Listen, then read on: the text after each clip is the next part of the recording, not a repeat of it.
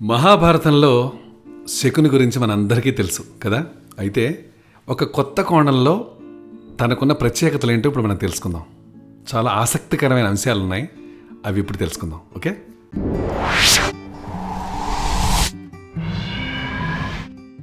మహాభారత గ్రంథంలో శకుని పాత్ర మనందరికీ తెలిసిందే. మహాభారత యుద్ధానికి సూత్రధారి శకుని అంటే అందులో అతిశయక్తి ఉండదేమో. దుర్యోధనుడి పక్షానే ఉంటూ చాప కింద నీరులా అతన్ని రెచ్చగొట్టి పతనం చేసిన శకుని గురించి కొన్ని ఆసక్తికరమైన అంశాలను ఇప్పుడు మనం పరిశీలిద్దాం. శకునికి మొదటి శత్రువు భీష్మ పితామహుడు. అంధుడైన ధృతరాష్ట్రుడికి తన సోదరి గాంధారిని కట్టబెట్టిన భీష్మ పితామహుడిపై శకునికి మొదట్నుంచి కోపమే. మహాభారతంలో శకుని లక్ష్యం పాండవులు కాదు, ఆయన వారికి వ్యతిరేకం కూడా కాదు. భీష్ముడి వంశాన్ని సమూలంగా నాశనం చేయటమే శకుని ఏకైక లక్ష్యం. శకుని చాలామంది పిరికివాడు అనుకుంటారు, సమస్య లేదు, శకుని పిరికివాడు కాదు. పాండవులు అజ్ఞాతవాసం నుంచి తిరిగి రావటానికి ముందే శకునికి తన కుమారుడు ఉలూకుడికి గాంధార రాజ్యాన్ని కట్టబెట్టే అవకాశాలు అనేకమైనవి అందుబాటులోకి వచ్చాయి. అయితే వాటన్నింటినీ వదులుకొని భీష్ముడి వంశపతనమే లక్ష్యంగా ఆయన పనిచేశాడు. మనకు సినిమాల్లో చూపినట్టు విలన్లందరూ కూడా దెయ్యాలను రాక్షసులను పూజిస్తారనుకుంటే అది పొరపాటే అవుతుంది. మహాభారతంలో గాంధారి శివుణ్ణి పూజించి ఆయన ఆశీస్సులతో 100 మంది సంతానాన్ని పొందింది. శత్రువు పక్షాన ఉన్నప్పటికీ శకుని కూడా శివుడి ఆరాధకుడే.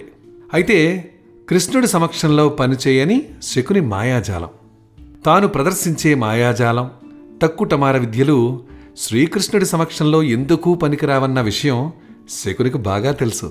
అందుకే అతడు గుంటనక్క మాదిరిగా సమయం చూసి తన విద్యల్ని ప్రదర్శించేవాడు. అయితే ద్వాపరయుగాంతానికి కారకుడు శకునే.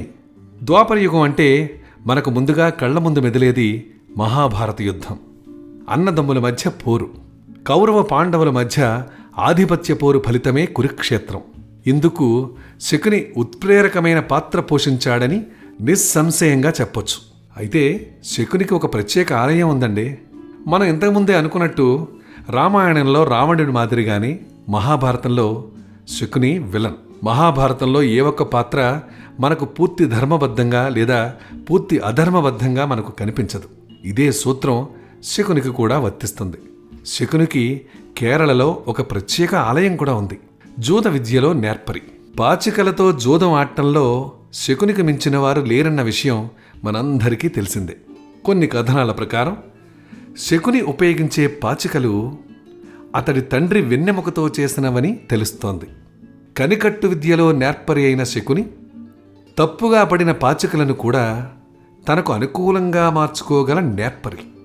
వేదవ్యాసుడు కూడా తన మహాభారత గ్రంథంలో ఇదే చెప్పాడు. మనం శకునిని అభిమానించినా ద్వేషించినా అతడిని అసాధ్యుడని మాత్రం చెప్పక తప్పదు. కురుక్షేత్ర యుద్ధానికి మూల సూత్రధారి శకునే. కేవలం జూదం ద్వారా రాజ్యాలను గెలుచుకోవటం అందరికీ సాధ్యమయ్యే విషయం కాదు సుమా. పాండవుల్ని లక్క ఇంటిలో సజీవ దహనం చేసేందుకు పురోచను నుండి నియమించింది శకునే. కౌరవ పాండవుల బాల్యంలో భీముడికి విషం కలిపిన ఆహారం పెట్టమని దుర్యోధనుడికి సలహా ఇచ్చింది కూడా శకునే. అంతేకాదు, పద్మవ్యూహంలో యుద్ధతంత్రానికి వ్యతిరేకంగా అభిమన్యుణ్ణి హతమార్చేందుకు కౌరవులను ప్రేరేపించింది కూడా శకునే. ఇటువంటి శకునికి కేవలం 100 మంది మేనల్లుళ్ళు, కౌరవులు మాత్రమే కాదు 100 మంది సోదరులు కూడా ఉన్నారు. వీరిలో అందరికన్నా చిన్నవాడు, మహాభారతం చివరి వరకు సజీవుడుగా మనకు కనిపించినవాడు శకుని మాత్రమే. ఇప్పుడు ఎవరైనా కుట్ర కుతంత్రాలు పన్నేవారిని గురించి చెప్పేటప్పుడు వాడివన్నీ శకుని తెలివితేటలే అన్న నానుడి ఏర్పడిపోయింది. అంతటి మేధావి శకుని సుబలరాజు 100వ కుమారుడు. అందుకే అతన్ని అందరూ సౌబలుడని కూడా పిలుస్తుంటారు. చూసారా శకునికి సంబంధించిన ఎంత ఆసక్తికరమైన కథ ఉందో. ఇలాంటి అంశాలు ఎన్నో మా దగ్గర ఉన్నాయి. మరి అవన్నీ మీకు తెలుసుకోవాలని ఉంటుంది కదా. మరి తెలుసుకోవాలని ఉంటే మీరు చేయాల్సిందేంటి? సింపుల్గా మా ఛానల్ని మీరు సబ్స్క్రైబ్ చేసుకోవటం, అంతే కదండి. దాంతోపాటు మీ సలహాల్ని సూచనలు కూడా మాకు పంపిస్తారు కదా.